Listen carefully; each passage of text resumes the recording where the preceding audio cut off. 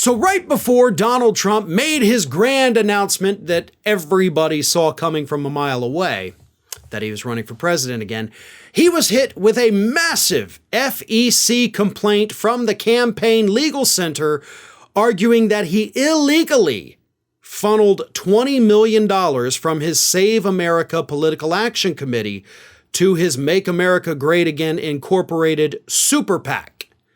Now, we have talked about this transfer of cash in the past because, yes, it certainly raised a hell of a lot of eyebrows. Because here's the thing. Donald Trump made the MAGA Incorporated Super PAC because that's the kind of PAC that can give money to the person who owns it if they're running for office. His Save America PAC, the one that raised more than $100 million, that can't do that. He can give money to other candidates, but he can't spend it on himself.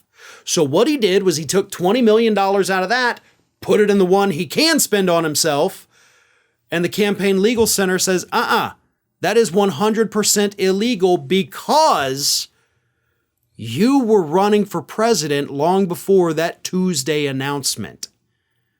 So this is a bit of a, murky area with campaign finance law. So let me just explain the Campaign Legal Center's complaint.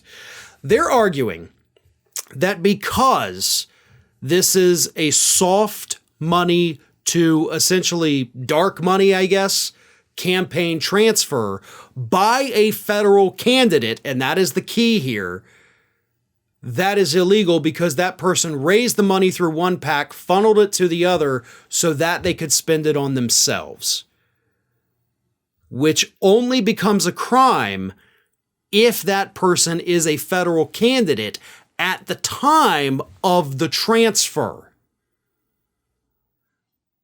Trump didn't officially announce until after the complaint had been filed, which of course was about a month or so after the money had been transferred.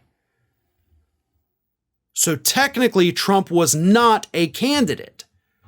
So the Herculean task now that the Campaign Legal Center has to prove if the FEC does decide to take this complaint and move forward with it, the Campaign Legal Center is going to have to argue, and I believe they've done a good job of it already, that Trump was already a candidate. There was no question that Donald Trump was a candidate. He has teased this out for months and months and months and months. Everybody knew Trump was running for president.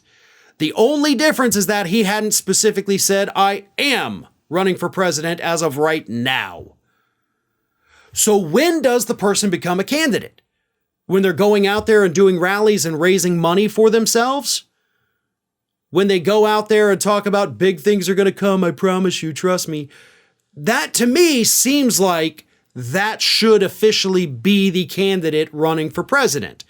And that, of course, is the argument that the Campaign Legal Center now has to make. If the FEC looks at it and says, nope, he didn't officially declare until Tuesday, therefore there is no legal problem, then guess what? We just opened up a great new loophole for a bunch of rich idiots to funnel money from their PACs to their super PACs to spend on their own campaigns. And at that point, nothing else matters because our campaigns can be bought and sold at a moment's notice. So there is a lot riding on this. The Campaign Legal Center, I've interviewed some folks from there in the past over at Ring of Fire. They're great folks. They're very brilliant legal minds. I hope they can pull this off.